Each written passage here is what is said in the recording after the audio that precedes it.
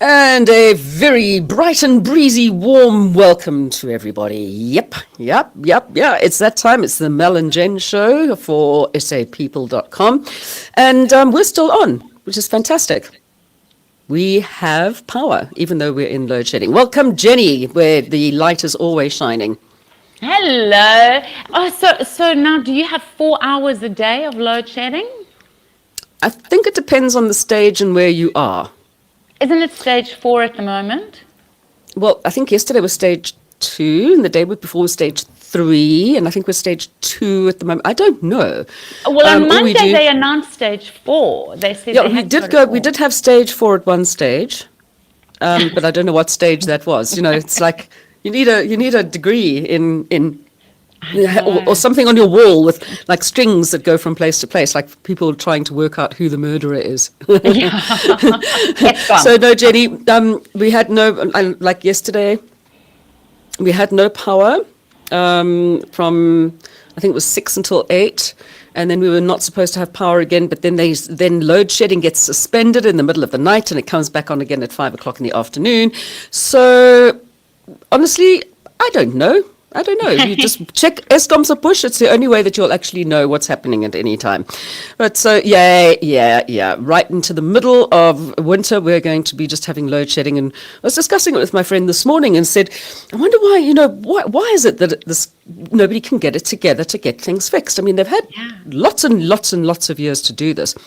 She says they're too busy trying to save their asses and saving their jobs rather than trying to save the country.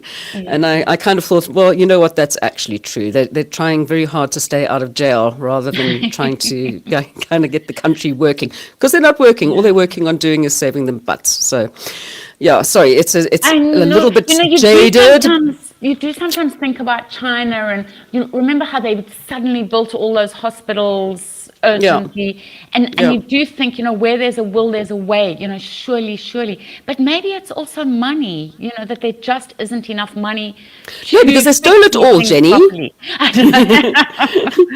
What's this? It's 14 trillion rand. I mean, anyway, so let's not go down that road.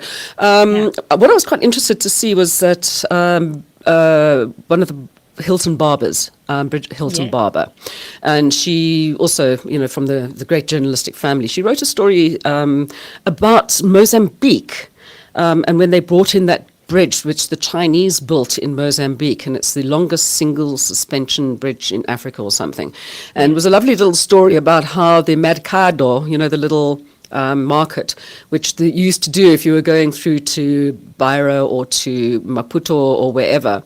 Mm-hmm.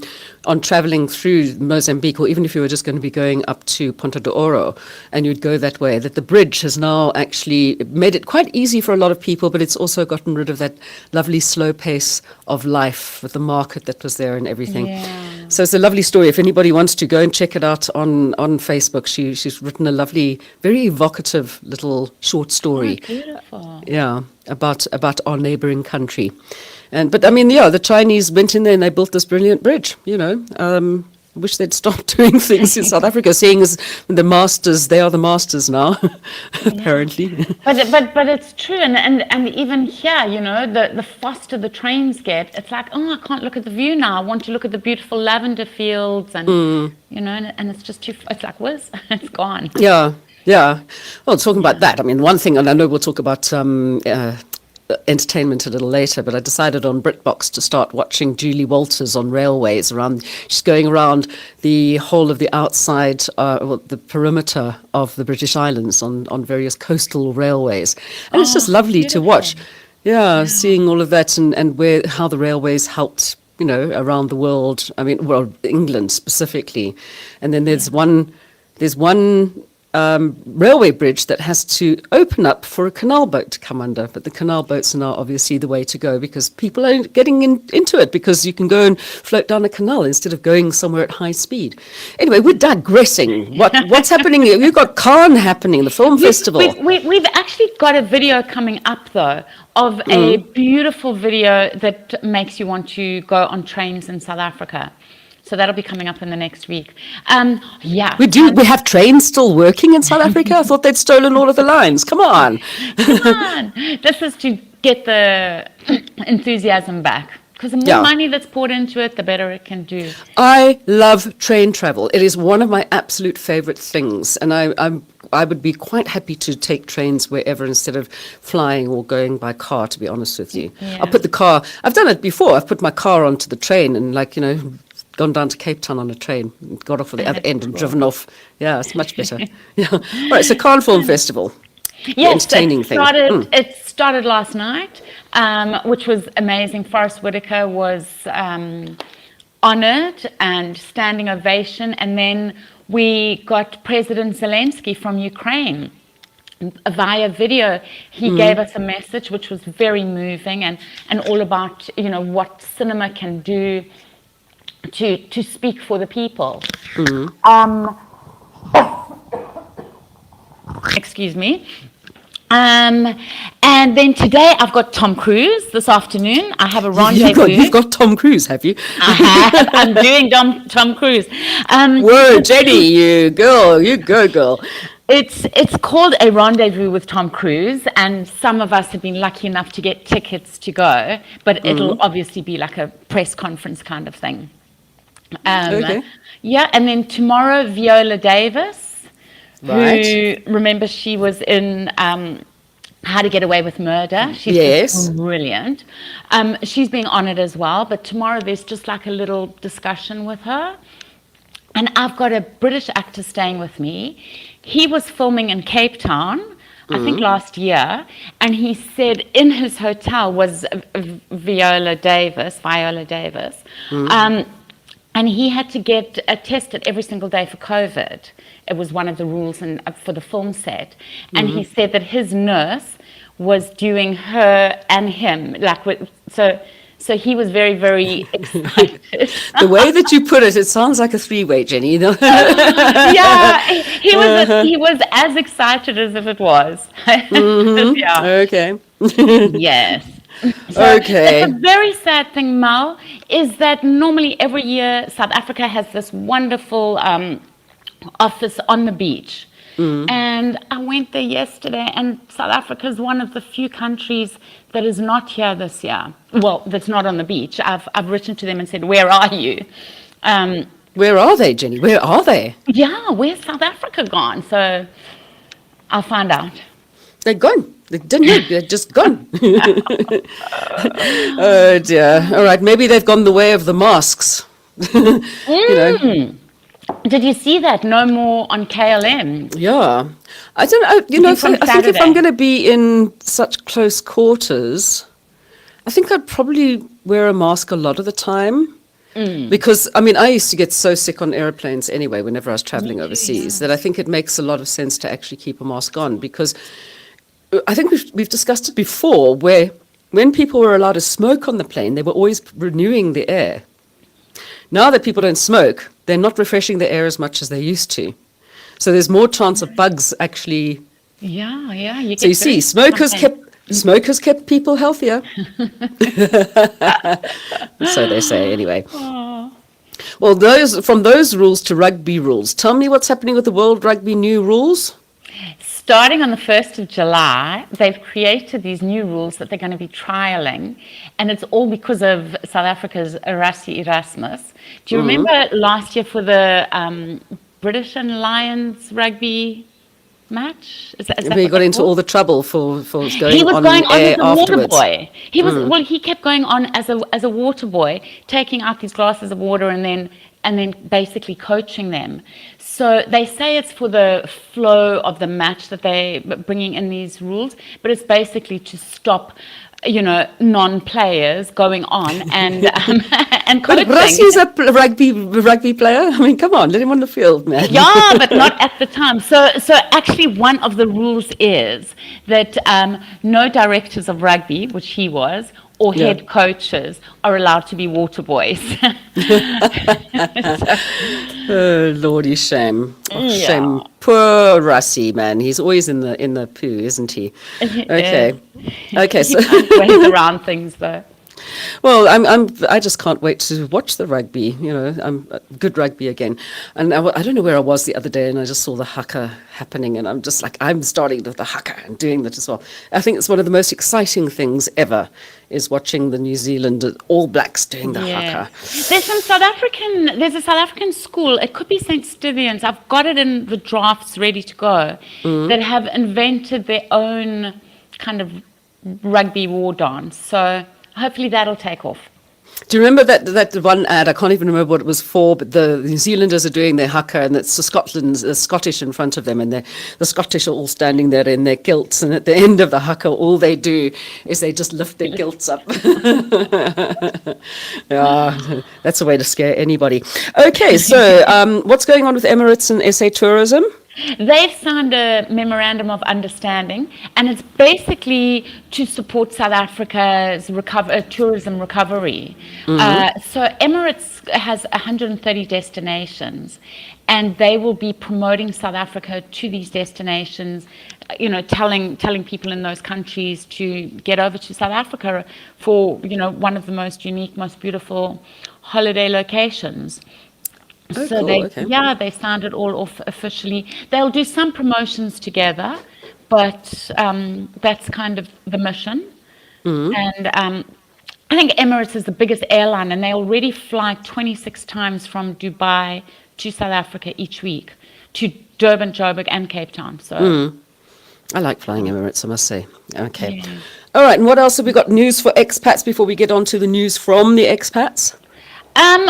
Just a really sweet thing. One of our listeners sent in that, we speak a lot about Matt Sakes, who's doing so well swimming. And she said we must also look out for her great nephew, Michael Duncan, who's also coming over to Europe for the World Champ swimming. Oh, lovely. And also from Pietermaritzburg, yeah. So Maritzburg. Here you go, boys. We're 100% behind you. I think we'd be able to keep up with you better than we can with Le Close, like we were saying last week. Okay, so now I see there's something happening in Ireland, my old hometown. Yeah. Do you know Mountain View, Kilkenny? I haven't been to Kilkenny, no. I lived in Dublin, and went down to Cork for a while, and went across to Galway, Dunleary, but no, I lived in the middle of Dublin in Rathgar. So no, didn't get across what's happening in Kilkenny now. This last weekend, they had a huge gathering. It's an annual gathering. They get together since 2018. It's for South Africans to have some potjie, braai, listen to some South African music. This year they had Khan Morby from the Parlotones. He was there. So it's just, home from home. It's a lot of people, 1,700. Jeez, when I lived there, I only knew one other South African. You know what? They're very inclusive, and so it's people from all over. It's South Africans, it's people from all over Africa, and it's Irish people as well. Oh, okay. Yeah. And it's a lovely couple, Beryl and Robert. They've been living there for 11 years, and they just realized how hard it is for new South Africans moving to a new country, and that's kind of why they started it, to get people into the community fast-tracked. Yeah, I love Ireland. I would be quite happy to go back there. Definitely prefer it to London, I must say as well. Okay, and then we got Trevor Noah doing something again as well. Oh, yeah. This was incredible how popular it was. His grandmother passed away at the age of 95. So they had Mother's Day with her, and then she passed away a day or two later. And he did a tribute. The Daily Show did a tribute. And this video was just so popular all over the world because the whole world had basically fallen in love with her from his book and him talking about her on the show. Go. And he interviewed her on YouTube, so people felt like they knew her. Really good old-fashioned values. It's a good age as well to get to, 95 years old. Isn't it lovely? Yeah. Okay, so what have we got in the way of local good news? Our favourite? Of course, the Kiffness is doing some stuff. Yes, he just got over 1 million subscribers on YouTube, which is incredible. And Not a million views, a congratulations to him. million subscribers. Subscribers, yeah. So YouTube sent him a whole Wow. thing. I wonder if he's also sort of listening to Goldfish's song that got 1 million views, which is one of my favorite songs, by the way. I love that. Okay, well, that's amazing. That's amazing. And then I think the most amazing thing was all around the world, we all saw the photos of the very first photo of the black hole in the middle of our galaxy and the Milky Way. Yes, that's where ESCOM sits. We found out. Have you seen SAPeople's thing? No, that's brilliant.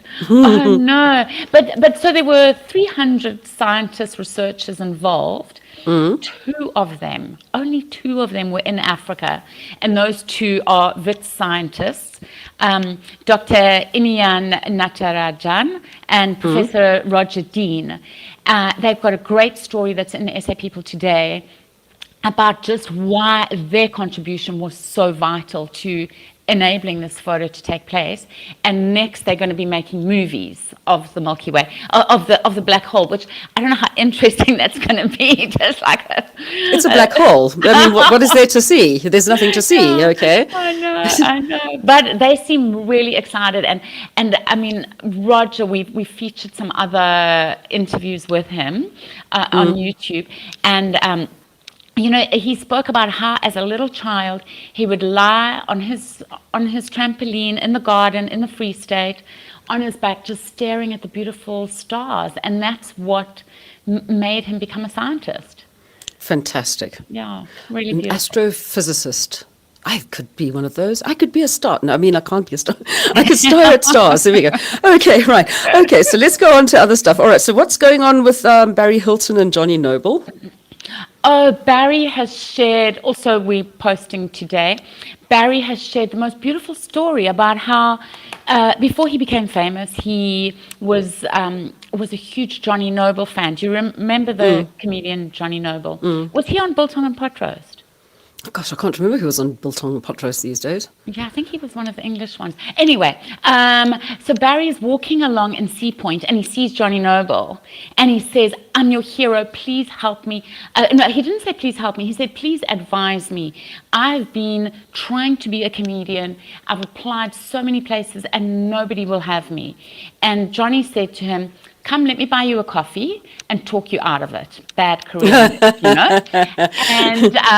And then Come here, Johnny, Kazi. Let me tell you why you don't want to be doing that. Yeah, okay. and then Johnny actually had coffee with him and then said to him, "Okay, write back to all those same places and tell them that Johnny sent you." And as soon as he did that, Barry got in. And he said throughout his early career, Johnny really helped him and shaped him. And one day he asked Johnny, like, why? And Johnny said, "The mark of a true pro is not being afraid to help others." Yep. So, and you'll Give and people you'll a make hand up. difference. Yep. Yeah, you'll make a difference forever. Yeah. So- Why not?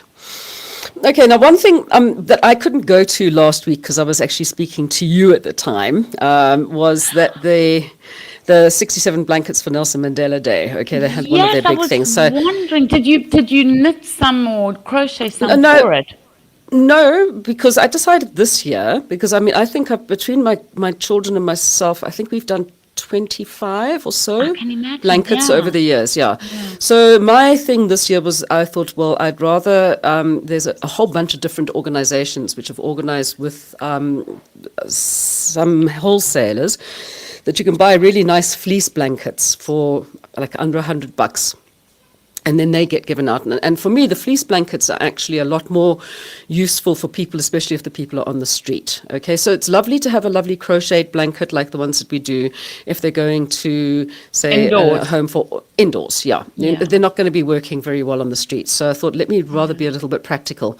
I was just sitting and looking at all the pictures of all the schlebs and wannabe schlebs who were there, because of course all the pictures came up under, and I just wondered how many of them have actually even made one blanket for the 67 blankets, or if they just go to the events. Sorry, I'm just having a little bit of a nasty moment there. That's just me. That's so unlike you. No, I just sat there and thought, if you've been there and you've taken your blanket with you. But I love what Carolyn's done. I think it's a fantastic Yes. thing. So it was a 6 And square then- kilometer blanket that they put together out of blanket. But I'm just wondering, are those the blankets from this last year, or are they blankets from all over the rest of the time? And they haven't been given out. I couldn't work that one out. No, it's from the whole country this year, 4,700 pieces that have either been knitted or crocheted. And there was one company, whose name I've forgotten now, who went and collected them from all over the country and brought them to the Steyn School in Johannesburg. And then Gift of the Givers is going to hand them out, is going to distribute them around the country to people who need them. Yeah, because I mean, I know just one of the ladies, Colleen Donaldson, I think her name is, she in the first year, I think, made over 67 blankets on her own. She made like close on 100 blankets, and she's just absolutely phenomenal. But also, then I looked at it from the cost point of view. I know how much money you're spending on the wool, and yes, it is a labor of love.